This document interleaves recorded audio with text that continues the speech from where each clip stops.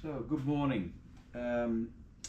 So my engine still isn't back from having the rebore done, and I haven't got my caliper brackets back yet for the drum to disc conversion. So I've decided to just do a bit of a list of my 10 favourite things that have been the most use when I've been doing my restoration on my MG, and I suppose that could apply for really any car.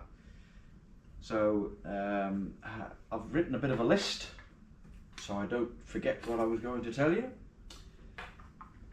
So the hoist, I would put, I don't think they're in any specific order, but the hoist I have found to be invaluable when working on the car, for all various reasons. Mature in years now, it makes life a lot easier, and I was convinced that the hoist was the way to go when I was working in on a Land Rover Discovery in this shed actually, and I had it up on axle stands and I was underneath doing something on the gearbox, and I had a hammer perched on the front panel, and I bumped the car or hammered something or knocked something under the car, and the hammer fell off the front panel and hit me fair and square in the Jats crackers. So my immediate reaction to that was to try and sit up, and I promptly headbutted the bottom of the car. So at that point I decided that a hoist was really the best idea going forward. And I see so many people doing stuff on cars and, you know, struggling on the ground, and yeah, oil going everywhere and bits on the floor, and yeah, lying on your back on one of those trolleys like I was and all that stuff. So the hoist I would have as my number one. Having a range of power tools, quality power tools. So I choose a specific brand. They have lights, you know, with magnets on the back. They have 90 degree. They have they have a wide ranging, like a power grease gun, most useful when you're putting everything back together again. So power tools, having the right ones. I find quarter, 3/8 and 1/2 inch to be, and having a full set of quarter is really handy for in the tight spaces. So my number 3 is a dymo machine. So with the dymo machine I then label wiring as I'm taking it out of the dashboard or disconnecting it from anywhere in the car. So the dymo labeling, like, it sticks, and you can group wires together and you can label where it came from and where it has to go back to, and with that you can also label which terminal, which cable went on to what. So I find this invaluable, and I've used 2 rolls of tape on the car that I did the restoration on, and it was handy when I was putting a new loom in, because I could use the old loom and then refer to where the labels were on the various wires to see where they had to go back to. So I would put that down, and then having these bags and then a suitable permanent marker, not a whiteboard marker, permanent marker to write on the bags where they come from, and then you store all the bags in a tray. Right, I've got them all stored in a tray, so you can go back to the tray and you can pick them up. Also, we'll use plastic bags as the play into this one, but I have found these invaluable. So this company, who are not sponsoring me or not doing anything, you know, they're not buying me coffee or whatever. So Wright's Auto Supplies in the UK, and they do sets of bolts for cars, right? So you can get it for the engine, you can get it for the bodywork, or you can buy a complete set. So they're all UNF or UNC as required, depending on where they actually go. And they cover the whole car, and they give you, I think, 450 bolts of various sizes and dimensions as add-ons to this little lot, for things that they didn't account for and didn't put in bags. So all the suspension stuff, engine stuff, all the hinges, you know, everything's in here, right? So very handy. I've done 2 sets now, and it has saved me a lot of time. So that's the plastic bags bit. Brake flaring tool. So I tried a few brake flaring tools.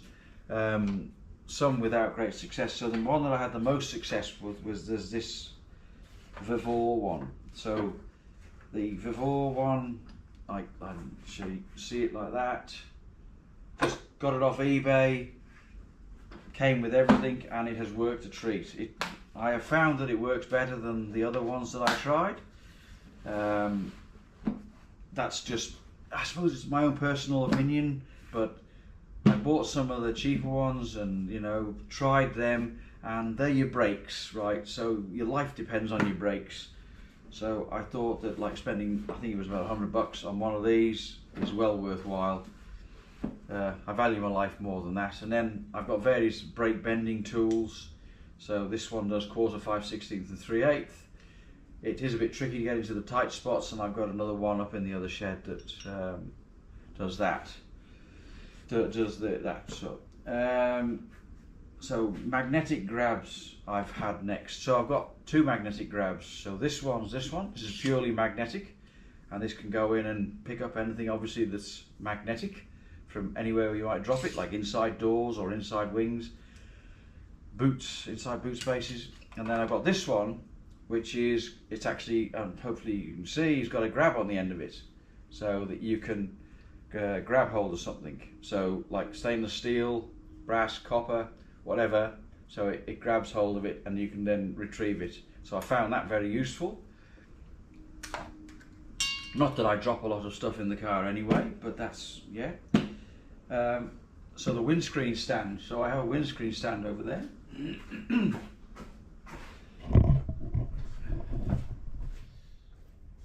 So yeah, the windscreen stand, I found this invaluable when putting the windscreen back together again. So it's just, yeah, again, another eBay purchase, relatively cheap, and it's helps no end, holds the screen in position and makes getting the seal in and doing all that work a lot easier. And I've used it for several other things since as well, so it's just a handy tool to have.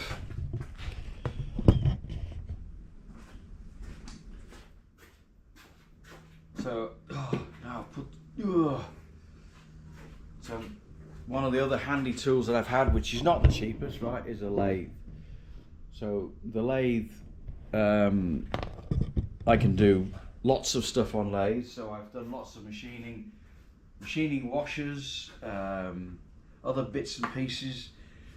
The seat washers that go underneath the seat in the seat rails, I made up all new ones of them out of stainless steel. Polishing, cleaning things, obviously cylindrical things, very handy. And with that comes a range of tools that you can use to do that. So cleaning, here we go again. So cleaning, I have an ultrasonic bath over here, which was another eBay purchase. And then I also have a little sandblasting machine, obviously driven by compressed air, and that works a treat. A bit dusty right now because I haven't used it for a little while. And then the bench. So having a good sturdy bench that you can beat the living crap out of something. I've put a wooden top on it, so it has a wooden top on the bench, and then I put a cloth, an old blanket on top of that. So that's to absorb oil and things that you don't want to get on the wood. And the wood protects metal things when you are attacking with a hammer and things like that. So that's a good solid bench. This bench weighs in excess of a ton. It's got 1/2-inch plate on the top, and it's really sturdy and very good. Very good for what I do. I have a couple of other things I have a multimeter. I have a roll of emery cloth. So the roll of emery cloth comes off like this, and then you can tear it in strips to polish, clean, whatever you want to do. A riv nut gun, a riv nut machine. Oh, I didn't put that on the list. Riv nuts, the best tool. So yeah, I have a riv nut thing, and it comes in various sizes. Goes from 3 to 12 mil. Comes with a load of riv nuts, but you can get riv nuts off eBay relatively cheap. and they have pulled me out of the poo on several occasions. Where, like, yeah, and the dashboard, when one of the bolts came loose in the dashboard, so I put a riv nut in. Some of the stuff that I'm doing on the drum to disc conversion requires riv nuts, so they have been a really, really handy thing. So that's 10, that's 11, and possibly 12. So that's about it. That's all I've got. But it's just a little bit of something that, some of the tools that I find really useful when I'm doing a restoration on a car. Heating torch, very useful. But I'm sure that a lot of people have got them in their sheds anyway.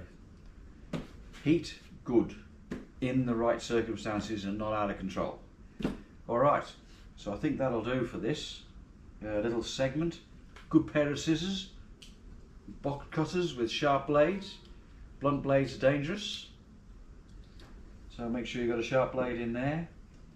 Magnifying glass for the more mature of us amongst us. And when you're working in a hot shed, drink plenty of water.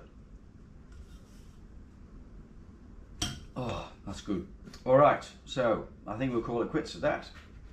And yeah, tool trolleys, I'm sure maybe I'll see them with the rower tools on top for easy access. I've got an electrical bench there where all the electrical stuff's on, and the shed's just organised so that I can go and pick bits and pieces from wherever I need. So I've got a press, as you would have seen in the last video. I've got a drill press, handy for getting holes at 90 degrees to the surface that you want to drill. I also have some of those other drills. They're very handy for putting holes for grommets and things like that in bodywork.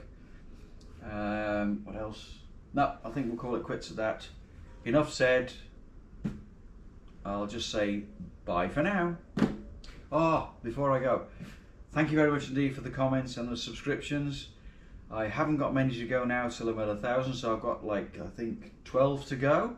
So if you want to tick that little button and give me a subscription, that would be fantastic.